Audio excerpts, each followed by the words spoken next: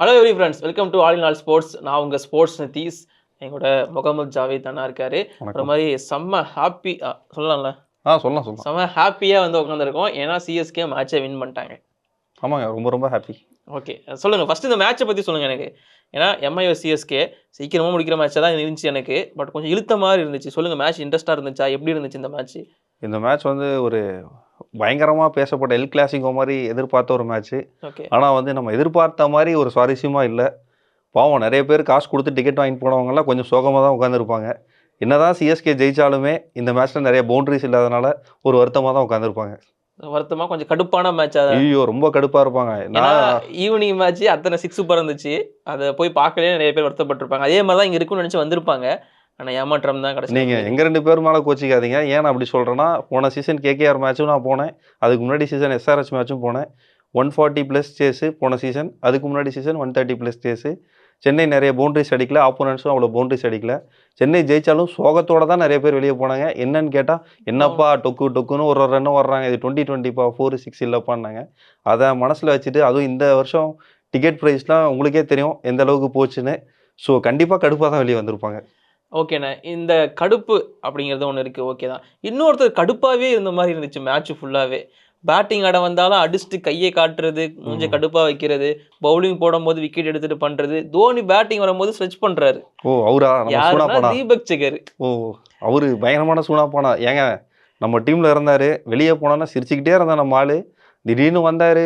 பேட்டிங்ல ஃபாஸ்ட்டா ஒரு 20 run, 25 run அடிச்சாரு. உடனே பவுலிங் வந்தாரு. விக்கெட் எடுத்துட்டு ஒரு அக்ரஷன் காமிச்சாரு. சரிப்பா, ஓகே உன்னை துரத்தி விட்டோங்கிற ஒரு வெறியில நீ பண்றேன்னு பார்த்தா, தோனி வரும்போது கை தட்டி பக்கத்துல நின்றுருக்காரு. கண்டிப்பா முடிஞ்சோடனே இப்போ போய் அண்ணா மன்னிச்சிருக்கண்ணான்னு இருப்பாரு. ஓகே, அதான் பார்த்தோம். நல்லாவே கிளியராக பார்த்தோம். ஒரு மாதிரி கடுப்போட தான் சுற்றிட்டு இருந்தார் ஃபுல்லாகவே. அண்டு இன்னொரு விஷயம் நான் கேட்கணும் அப்படின்னு நினச்சது வந்து, இந்த இந்த போட்டி கடுப்பாக போச்சு. இது எல்லாமே ஓகே தான். பட் ஓகே, ஆறுதல் அளிக்கிற வகையில் இருந்துச்சு அப்படின்னா எதை சொல்லுவீங்க? தோனி இறங்கி வந்ததை சொல்லுவீங்களா? இல்ல தோனி பண்ண ஒரு ஸ்டம்பிங் தான் எல்லாருக்குமே ரொம்ப ஆறுதலா இருந்திருக்கும். அவ்வளோதான். அதே மாதிரி 10,000 கொடுத்தியா? ஸ்டம்பிங் இந்தா, இறங்கிட்டேன், அவ்வளோதான், கிளம்பு. அதே மாதிரி உள்ள வரும்போது ஒரு சாங் போட்டிருப்பாரு டிஜே.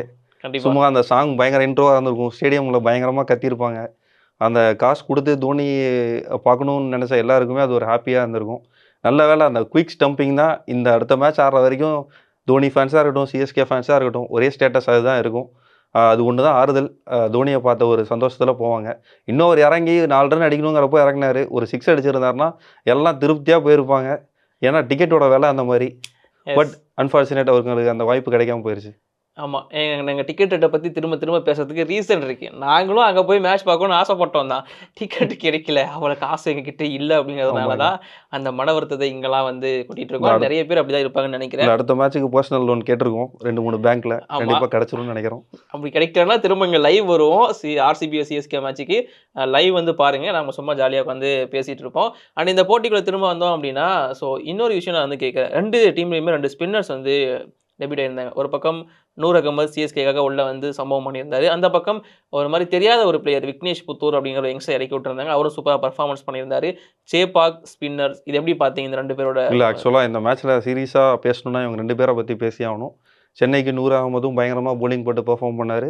அதே சமயம் மும்பைலையும் விக்னேஷ் அந்த பையன் சூப்பராக போட்டார் போலிங். ஸோ இவங்க 2 பேரை பற்றி பேசணும். அப்புறம் ரச்சின் அவரோட பேட்டிங் வந்து எக்ஸலண்ட்டான பேட்டிங். ஏன்னா சென்னையில் விக்கெட்டே தேவையில்லை. இப்போ ஒரு ரன் ஆனால் வின்னுங்க இருக்கும்போது நிறைய பேட்ஸ்மேன்ஸ் நம்மளே விக்கெட்டை த்ரோ பண்ணிட்டு போனோம். ரச்சின் கடைசி வரைக்கும் நின்று மேட்சை முடிச்சு கொடுத்துட்டு போனார். இன்னொன்று ருத்ராஜ் கெய்க்வாதோட நல்ல ஒரு 50 வந்து சூப்பர்பாக இருந்துச்சு. நேற்று ரஹானேவோட 50 பார்த்த மாதிரி இன்னைக்கு இவரோட 50 அதை சொல்லுங்க. என்னன்னா 50 அடிச்சிருவாருன்னு தெரியும். 230 ஸ்ட்ரைக் ரேட்ல கனவு கூட கண்டது இல்லை. செம்ம வந்தோன்னே பட்டுன்னு அக்ரஷன். மேபி தீபக் சார் கத்தி ஒரு காதில் பயங்கரமாக விழுந்துருச்சா என்னவோ ஒரு கலக்கிட்டு போயிட்டாரு. ஓகேண்ணா, ஒருவேளை மும்பைக்கு வந்து ஹர்திக் பாண்டியாவும் பும்ராவும் இருந்தால் மேபி சேஞ்சாக இருந்திருக்குமா, இல்லை இப்படியே தான் ஆடிருப்பாங்க? அந்த எல் கிளாசிக்கோன்னு ஒன்று சொன்னோம்ல, அது கண்டிப்பாக நடந்திருக்கும். ஏன்னா இந்த மேட்ச் க்ளோஸாக இந்த போலர்ஸை வச்சே மும்பை கொண்டு வந்தாங்க. இன்னும் பும்ரா ஹர்திக் பாண்டியா இருந்திருந்தா மேட்ச் இன்னும் டஃபாக போயிருக்கும். ஹர்திக் பாண்டியா இருந்திருந்தா அதான் கேட்குறேன். அதான் இருந்திருந்தா டஃபாக போயிருக்கும். பண்ணியிருப்பாரு. அவர் கேப்டன்சி பண்ணியிருப்பாரு. அது என்ன சொல்கிறது, ஒரு டிஃப்ரெண்ட்டான ஆள் வேறு. அவர் இறங்கினா வெட்டு.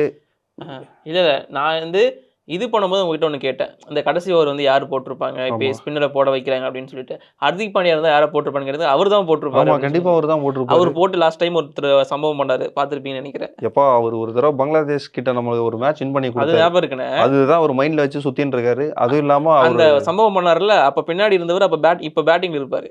இல்ல. அத சொல்ல வரேன். ஓகே.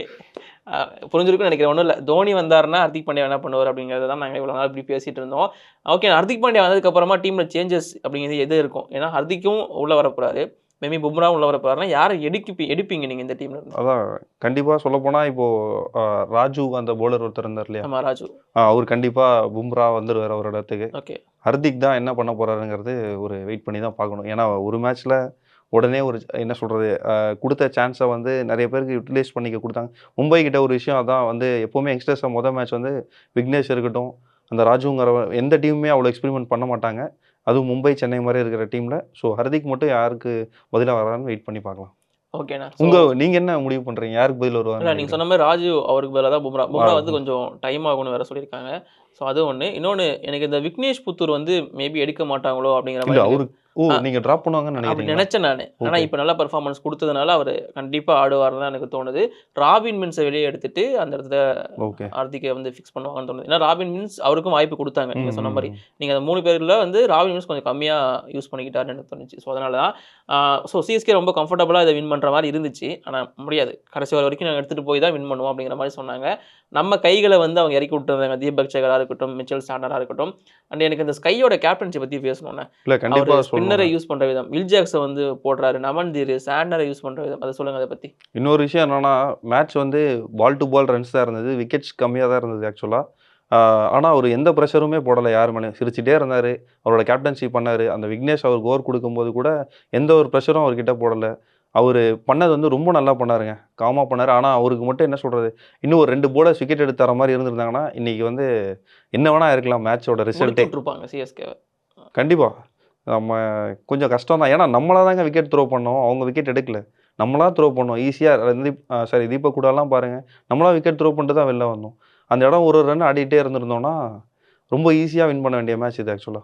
ஓகேண்ணே. ஸோ இந்த மேட்ச் வந்து சிஎஸ்கே வின் பண்ணிட்டாங்க. அந்த சந்தோஷத்தோட அப்படியே இந்த கண்டென்ட்ட முடிச்சுட்டு நான் அடுத்த கண்டென்ட்டுக்குள்ள வரேன். இன்னைக்கு match Delhi Capitals versus Lucknow super giants. யார் எந்த மேட்ச் எந்த ரைவல்ரிக்கு வெயிட் பண்றாங்கன்னு தெரியல. நான் இந்த மேட்ச்சுக்கு வெயிட் பண்ணிட்டு இருக்கேன். ஓகே. என் தலைவன் கேஎல் ராகுல் வந்து லக்னோக்கு எதிராக இப்படி அடிக்க போறாருன்னு பார்க்கணும். லக்னோ பக்கம் எல்லாமே ஓட்டைகளா தான் இருக்கு. முக்கியமா பவுலிங்கே கிடையாது. ஓப்பனர்ஸ் கிடையாது. இப்படி ஒரு டீம் இருக்கு. டிசி பக்கம் எல்லாமே பெர்ஃபெக்ட்டா இருக்கு. என்ன பொறுத்தவரைக்கும் பெஸ்ட் பவுலிங் யூனிட் வச்சிருக்காங்க. யார் யாருன்னா Mitchell Starc, Natarajan, Mukesh Kumar, Mohit Sharma, Kuldeep Yadav, Axar Patel. So இந்த பேட்டில் எப்படி இருக்க போகுது? யார் ஜெயிப்பாங்க? இல்ல ஆக்சுவலா வந்து T20ல ப்ரெடிக்ட்டே பண்ண முடியாது. அது ஓகே தான். ஸோ நம்ம வெயிட் பண்ணி பார்க்கலாம். ஆனா நீங்க சொன்ன மாரி ஒரே ஒரு ஆசை எனக்கும். கேஎல் ராகுல் வந்து லக்னோக்கு எதிரா ஒரு நல்ல பெர்ஃபார்மன்ஸ் குடுக்கணும். ஏன்னா கொஞ்சம் வருஷம் முன்னாடி பார்த்தீங்கன்னா, அவரு அந்த ஓனர் கையில திட்டு வாங்குனாரு. நம்ம ஹெட்டும் போன வருஷம் அபிஷேக் சர்மான்னு நினைக்கிறேன்ல 9.4 ஓவர்ஸ்ல வந்து எஸ். 166 ரன்ஸ் சேஸ் பண்ணாங்க. அது கேப்டன் என்னங்க பண்ணுவாரு? போடுறவங்கலாம் ரன் குடுத்தா, பாவம் அவ்வளோ பெரிய ஸ்டேடியம்ல இல்ல, அத்தனை பேர் அவங்க முன்னாடி. திட்டிருக்கலாம். அத உள்ள கூட்டு போய் திட்டிருக்கலாம். கண்டிப்பா, கண்டிப்பா. அது ஒரு மாரியா இருந்தது. ஒரு என்ன சொல்றது, கேஎல் ராகுலுக்கா இந்த நிலைமைங்கிற மாரி. ஸோ கண்டிப்பா கேஎல் ராகுல் பெர்ஃபார்ம் பண்ணணும்னு நானும் வேண்டிக்கிறேன். ஓகே. நான் டிசியா, எல்எஸ்ஜியா சொல்லியே ஆகணும். இப்ப நீங்க சொல்லலனா தப்பிக்கிறீங்கன்னு கமெண்ட் இவ்வளோ பண்ணுவாங்க. தூரம் பேசிட்டு நான் வந்து எல்எஸ்ஜிக்கு சப்போர்ட் பண்ண முடியாது. நான் டிசிக்கு தான் சப்போர்ட் பண்றேன். ஓகே. நானும் டெல்லி கேபிட்டல்ஸ் பக்கம் தான் போறேன். ஸோ பார்ப்போம். எனக்கு வந்து டெல்லி கேபிட்டல்ஸ் தோத்தாலும் பரவாயில்ல. கேஎல் ராகுல் அடிக்கணுங்கிற மாரி தான் அந்த மைண்ட் செட் ஃபிக்ஸ் ஆயிருக்கு. ஓகே. ஏன்னு எனக்கு தெரியல. அந்த அந்த ஓனர் அவருக்கு மட்டும் அப்படி பண்ணல. அதுக்கு முன்னாடி எங்க தலைக்கே அப்படிதான் அந்த பண்ணியிருக்காரு. ஒரு ரீசன் தாங்க. எனக்கு வந்து கண்டிப்பா கேஎல் ராகுல் டீம் தான் வின் பண்ணும். ஓகே. டிசி தான் எங்க ஒப்பீனியன் படி வின் பண்ணோம். நாங்க இதுக்காக மட்டும் சொல்லல. டீம் வைஸா எடுத்து பார்க்கும்போதுமே எல்எஸ்சி கிட்ட எதுவுமே சரியா இல்ல. பவுலர்ஸ் எல்லாருமே இன்ஜுரியில இருக்காங்க. ஓப்பனர்ஸ் கிடையாது. டீம்ல 3 லெஃப்ட் ஹேண்டர்ஸை மட்டும் நம்பி போயிருக்காங்கண்ணே. Nicholas Pooran, Rishabh Pant, Miller. So இவங்கள நம்பி மட்டுமே அந்த டீம் இருக்கு. பேட்ஸ்மேன்ஸ். அதான் வேற எதுவுமே கிடையாது. ஸோ அதனால தான். ஸோ இது எங்களோட ஒப்பீனியன் மட்டும் தான். உங்க ஒப்பீனியன் என்னங்கிறத அப்படியே மறக்காம கீழே கமெண்ட்ல சொல்லிடுங்க. அண்ட் எவ்ரி சிஎஸ்கே மேட்சுக்கு நம்ம சேனல்ல லைவ் இருக்கு. மறக்காம வந்து பாருங்க. அண்ட் முக்கியமா எல்லா போட்டிக்கும் ரிவ்யூவும் நாங்க போட போறோம். ஸோ அதனால சேனலை சப்ஸ்கிரைப் பண்ணி வச்சுக்கோங்க. இப்போதைக்கு நாங்க கிளம்புறோம். பாய். வணக்கம்.